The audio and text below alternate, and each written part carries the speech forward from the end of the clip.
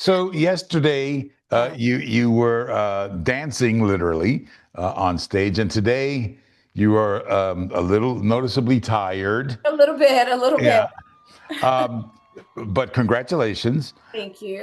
It, Well, we're waiting to count yes, right. I should votes. say that. We feel confident. The truth is, I jumped into this race later than most candidates. I only had a 10-week period I literally built the plane while we flew Yeah, it, which meant that the first few weeks, I mean, if your listeners remember, the vote by mail ballots hit people's mailboxes on December 22nd. So for a candidate that had 5% name recognition at the beginning of this race and who wasn't taking corporate lobbyist money, wasn't part of the Democratic, party machinery that was running as an independent Democrat with a grassroots campaign, those first couple weeks, those first vote by mails that were coming in, yeah. I didn't have a chance to define myself to the electorate, but once I did, I think that my message resonated. And that's why election night results and the later VBMs, I believe, are going to break. Well, one, election night results clearly showed that my message really resonated with voters. And I believe that those late vote by mails and provisionals will too. You are an organizer. You remind everybody all the time, and really, in the end, that is what made this happen, right? Because you weren't near the top of the money board. You didn't have the backing of the political apparatus. You're a brown girl organizing, coming out of nowhere against all these well-heeled candidates who were all impressive candidates. But it was what happened on the street, wasn't it? Yeah, I mean, here's the thing. I think that I do remind people that I'm an organizer because there is a difference between being a traditional politician that maybe is, in a different time period, it makes sense, right? But in a moment in which our democracy is in a backslide, in which our Democratic Party needs to rebuild itself, in which we need to reestablish the trust that our voters, that constituents have in the democratic process, in self-governance. I think having an organizer that isn't taking corporate lobbyist money, that isn't part of machinery, but that is directly connected to people, that resonates. And again, we used to have politics, and our government used to really, especially Congress, which is a body of representatives, right, whose job is to represent the voice of the people. We used to have political systems in which you had to knock on doors, in which you had to connect with people, but then big money kind of injected itself between the people and their representatives. And what I'm presenting is returning to a system in which the voter, in which the constituent matters most. You talked about a people-powered campaign, and the turnout exceeded even the last general election in this district. Um, the electorate está eléctrico, ¿no? Yes, un poquito, o bastante, mejor dicho. Yeah. Look, I think across the country, what we're seeing are the American people, and this is on both sides of the aisle. This isn't just like a Democrat, Republican, left, right. This is regular working class people, middle class people, working poor people feel very disillusioned with the way in which our representatives function. They feel very disappointed in what they've seen out of Congress. When I was on doors, I heard people speak about like they couldn't understand the cowardice. They couldn't understand why we aren't being big and bold in a moment in which so much is at risk. And again, that my candidacy was simply about working class people, working poor people, middle class people are feeling the brunt of this economy and this democratic backslide. The truth is, I have neighbors in my home, my hometown of Glen Ridge. I have neighbors who speak about the impact that rising healthcare costs are having on themselves and their families. They're making hard choices. They're picking between paying their children's like college tuition and health insurance. And I know that may sound in some ways like the world's smallest violin, but the truth is across our country, families are suffering and it doesn't have to be this way. We could have fairer tax policy that doesn't tax the first 40,000, that has incremental taxation so that working class, middle class people have a greater ability to thrive. We could have universal childcare and universal healthcare, or at least a public option that would allow people to have these two things that end up costing tens of thousands of dollars for families are under greater control, more affordable, or if not free. There are corrections we can make if we just had fair policies, but the thing that stands in the way are corporate lobbyists and big money interests that silence you.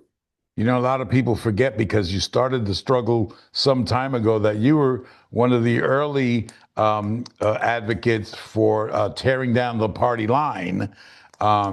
Isn't And that so, funny? yeah, people kind of forget that, but here is a perfect kind of manifestation of that. And I wonder if, absent that revolutionary reform, with their having a party line now, would you have even considered running? I mean, I think, it's funny. Thank you for raising that because you and I had conversations about this many, many years ago. If you recall, my argument about why we had to abolish the line, why we had to dismantle it, was that while we had the line, we wouldn't actually have better candidates, more options, or real primaries. That was the argument, that if we got rid of the line, voters would have better choices. And lo and behold, it worked out exactly in that way. See, the line prevents people who aren't part of the establishment from even dipping their toes. That means that we have a plethora of potential leaders who do not engage in the process because the hurdle was insurmountable. In New Jersey was the last state to have such a undemocratic system. Thankfully, we were able to dismantle it through the efforts of the election that resulted in Andy Kim becoming a U.S. senator. And this election last night really shows there's power in that. We should state again that this election is not yet decided, Yes. and it is a primary, so you're not the congressperson. But the demographics of the district, et cetera, suggest that the Democratic winner of the primary will win the general election, et I cetera. think more importantly, though, the issues that I'm speaking to resonate with voters across the spectrum, No, affordability, democracy, et cetera. well, thank you for leading me out to my question. There is, regardless of who sits in this seat, so much work to do, and the country. I was covering the ICE arrests in Jersey City, and just looking at the video of unmarked car, uh, police with, kind of okey doke paraphernalia on, no identification, nothing, just grabbing up people and throwing them into a van. Um, Democracy itself is really on the line right now. And do you think people are starting to see that when you talk about getting your message out beyond, the bread and butter stuff? Yes, I believe so. I mean, it is. Look, I don't mean to scare the audience, but these are serious times, and we should name them for what they are. I want the listeners to really capture, to understand what is happening right now is that there is a culture being set of wildly breaking the Constitution, denying people equal protection and due process, denying people their First Amendment rights or their Fourth Amendment rights against undue search and seizure. You have folks essentially usurping the power, this executive branch usurping the power of the legislative, and it is fundamentally changing our government and our democracy. And if your listeners, if the general populace doesn't stand up against this, we all lose our rights. It's not just immigrants who have lost due process, because in effect, what we're seeing in Jersey City is the indiscriminate targeting of people who have the audacity to either dissent or look a particular way. And this is dangerous. And you add unmarked. Well, you tell me, if you're walking down the street and some individual, unmarked, unidentified, just grabs you off the street and throws you in a van, if we create a culture in which that's acceptable, have we created a culture in which criminals could just kidnap people in broad daylight, and people just assume maybe they're agents, maybe they're just criminals, maybe this person was abducted, maybe this person is detained. We don't know. And There is it's easy to demonize illegals so that they're dehumanized and not so concerned when you see someone thrown into a van. But today exactly. it's the illegal, tomorrow Yes. it's the black one, the brown one, the gay one. I mean, in fact, that's already happening. Remember Chicago, or their agents scaled an entire building in the south side of Chicago, a predominantly black neighborhood, and then dragged out women, men, elderly, and children in the middle of a Chicago winter, outside. And they weren't criminals. They were in their homes asleep.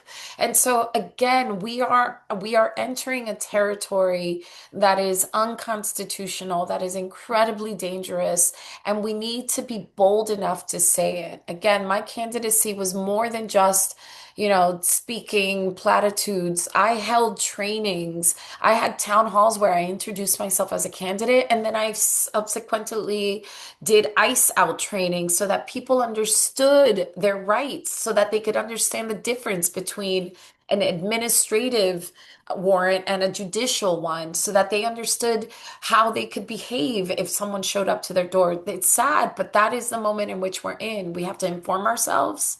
We need to agitate our community so we take action, and we must mobilize, or we're going to lose our democracy. And that's the kind of stuff that is on the line right now, folks. Analilia Mejia, congratulations on what appears to be a win in your primary race. And good to see you. Talk to you Thank soon. you. Thank you.